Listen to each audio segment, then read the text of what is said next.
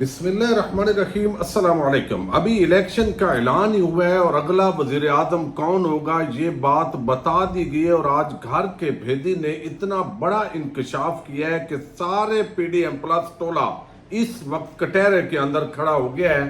तफसीलात आपके सामने रखनी है। जेल से इलेक्शन लड़ने की इजाजत मांग ली गई है। तहरीक इंसाफ के रहनुमाओं ने किस तरह मुस्लिम लीग नून और उनके हवारियों को मुश्किल में डाला है। बलूचिस्तान नवाज शरीफ की झोली के अंदर डाल दिया गया है। बाप का बाप वो फैसला कर बैठा है और आज उसका जो अमली मुजाहरा हुआ है वो भी आपके सामने रखना है। लेकिन जिस अंदाज के अंदर इस्लामाबाद हाई कोर्ट के अंदर आज एक फैसला हुआ है, एक आर्डर जारी हुआ है जिसके तहत साइफर मुकदमे पर स्टे दे दिया गया है। यकीनी तौर पर जो जज जिस तरीके से जो है वो गुल हसन औरंगजेब हैं, उनको अब कहीं ऐसा तो नहीं कि 2 दिन बाद के बाद वो बदल जाए। ये इससे पहले कई मिसालें हो चुकी हैं और उन पर बहुत डिस्कशन हो रही है कि एक ऐसा केस जिसके अंदर जो है वो इस्लामाबाद हाई कोर्ट का चीफ जस्टिस मौजूद नहीं था और जिस मुकदमे के अंदर भी वो मौजूद नहीं हुआ वो इमरान खान के हक में फैसला हुआ है, चूंकि वरना वो फैसले महफूज कर लेते हैं। लेकिन अब जो सूरत हाल है वो ये बन चुकी है कि जैसे अनवर लोधी हैं, वो कहते हैं कि पाकिस्तान की तारीख में पहली दफा ऐसा मौका आया है कि एस्टैब्लिशमेंट एक लीडर के सामने खुद को इतना कमजोर महसूस कर रही है कि उस लीडर की पार्टी भी तितर बितर कर दी है। लेकिन कमजोरी इतनी ज्यादा है कि इनको साथ मिलाने से भी फर्क नहीं पड़ रहा। मीडिया ब्लैक आउट से भी मकबूलियत कम नहीं हो रही। इसे कारकुनों समेत जेल में डालने से भी इस लीडर को मकबूलियत में कमी नहीं आई। इस पर कीचड़ उछालने की बेरहम कैंपेन से भी कोई फर्क नहीं पड़ रहा। वजह यह है कि अवाम फैसला कर बैठी है कि अगर किसी को अपना लीडर तस्लीम करती है तो उसका नाम है सिर्फ इमरान खान। अब पहली मरतबा ये एक बगैर एक ऐसी जंग है जो इमरान खान बामुकाबला जो ताकतवर हल्के हैं, एस्टैब्लिशमेंट है, वो नजर आ रही है। लेकिन इसके अंदर जो इस्लामाबाद हाई कोर्ट के चीफ जस्टिस का किरदार है, जो कादी अल कुज़ात जो इस वक्त सुप्रीम कोर्ट ऑफ पाकिस्तान के अंदर नए चीफ जस्टिस बने हैं, उनका जो किरदार है और नीचे अदालतों के अंदर जो तबाही हो रही है, इंसाफ का कत्लेआम हो रहा है, इस पर मुसलसल जो सवालात हैं वो खड़े किए जा रहे हैं। लेकिन आज बलूचिस्तान के अंदर जो है वो नवाज शरीफ पहुंचे हैं। चूंकि जब भी किसी बड़ी तब्दीली का जो है वो जिक्र होता है और जब भी किसी तब्दीली ने आना होता है तो उसका आगाज बलूचिस्तान के सरदारों वडेरों से किया जाता है। एस्टैब्लिशमेंट ने एक अपनी वहां पे जमात बनाई हुई है जो खालस उन्हीं की जमात कहलाती है, बाप पार्टी। इससे पहले मरियम नवाज मुस्लिम लीग नून इस बाप पार्टी पर बहुत तनकीद करते थे, बलूचिस्तान अवामी पार्टी पर। इसी से जो है वो आपको इल्म है, सादक संजरानी, जाम कमाल और आम शख्सियात वाबस्ता है।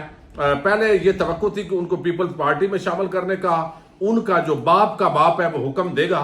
लेकिन अब जो बाप के बाप है उन्होंने इरादा बदला और उन्होंने कहा कि नहीं, इस मरतबा जो है वो नवाज शरीफ की तरफ आपने जाना है। तो आज जाम कमाल और जो इस पार्टी के आम लोग हैं वो मुस्लिम लीग नून को ज्वाइन कर गए हैं। तो जहां आपको याद होगा तहरीक अदम एतमाद का जो आगाज है वो भी यहां से हुआ था। और ये जो पार्टीज है यानी पार्टी तो नहीं है, ये वो जत्था है जिसने एक तरफ होना होता है। और यही असल में बलूचिस्तान के मसाइल की जड़ है कि वहां पर लापता अफराद का जिक्र होता है इलेक्शन कैंपेन के अंदर, वहां वसाइल की कमी का रोना रोया जाता है। लेकिन जब वोट का वक्त आता है तो फिर ये सरदार वडेरे लोग इसी तरीके से अपनी सौदेबाजी करते हैं और फिर अवाम को उन्हीं हालात के जो रहम करम है उस पर छोड़ देते हैं। तो नवाज शरीफ की झोली में ये सारी बाप पार्टी डाल दी गई है।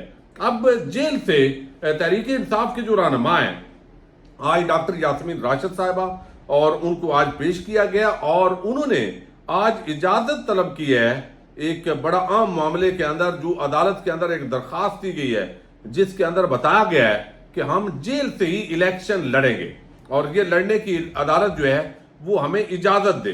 इसके अंदर डॉक्टर यास्मीन राशिद हैं, इसके अंदर मियां महमूद रशीद हैं, एजाज चौधरी हैं, दीगर जो रहनुमा हैं, उन्होंने आज ये डिमांड की है कि हमें जेल से इलेक्शन लड़ने की इजाजत दी जाए। और ये जो इजाजत है ज़ाहिर है अदालत उनको देगी, जब तक वो मुल्ज़म है और मुजरम नहीं है तो न्यायाल नहीं है उस वक्त तक वो इजाजत उनको मिलेगी।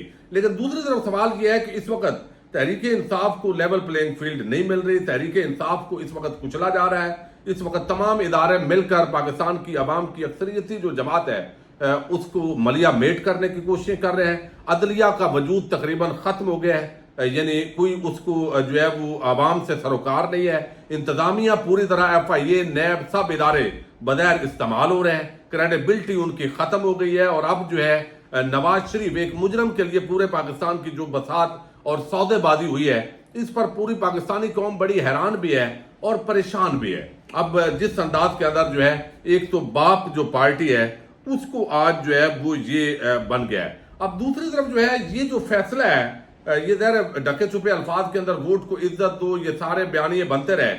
اس سے پہلے کہا گیا کہ ہم نے بڑا سبق سیکھا ہے, ایک میثاق جمہوریت محترمہ بینظیر بھٹو اور نواز شریف کے مابین ہوا, لیکن ہم نے دیکھا کہ اسی پیپلز پارٹی کے خلاف کالا کوٹ پہن کے نواز شریف عدالت کے اندر چلے گئے تھے.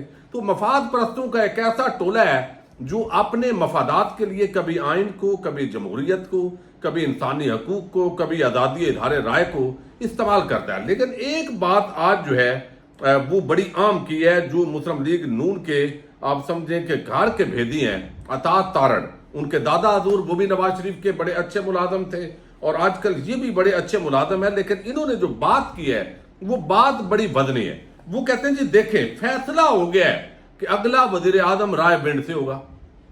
بھئی فیصلہ کہاں ہوا ہے؟ ظاہر ہے یہ چیزیں ویسے تو ڈسکشن کے اندر آ رہی ہیں کہ فیصلہ ہو گیا ہے, لیکن انہوں نے اس کو تسلیم کر لیا. یہ اتنا بڑا اعتراف ہے کہ الیکشن کی ضرورت ہی نہیں ہے. اگر فیصلہ ہو گیا ہے تو بھئی وہ اتنا الیکشن پہ آپ کیوں سرمایہ ضائع کر رہے ہیں؟ پھر ویسے ہی ان کرسی پہ اس کو بٹھائیں جس کے حق میں فیصلہ ہوا ہے. اب وہ کہتے ہیں کہ انتخابات لڑتے ہیں تو اختلافات ختم ہو جاتے ہیں, لیکن پیپلز پارٹی سے اختلاف اتنے نہیں کہ ساتھ بیٹھ نہ سکیں. بات ہو چکی ہے, ملک کا آئندہ وزیر اعظم رائے ونڈ سے ہوگا, یہ انہوں نے کہا ہے, بات ہو چکی ہے. وہ اب کس سے بات ہوئی ہے بھائی؟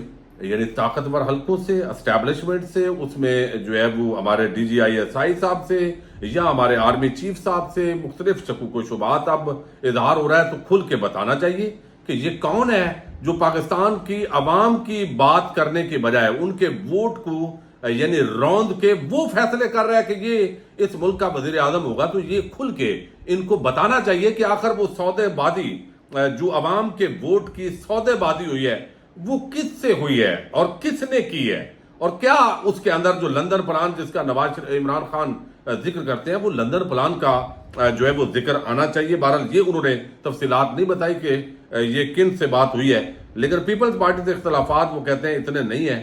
بات ہو گئی ہے ووٹ کو عزت دو کا بیانیہ اپریل 2022 میں پورا ہو گیا تھا, یعنی ووٹ کو عزت دو بات بڑی عام اعترافی ہے.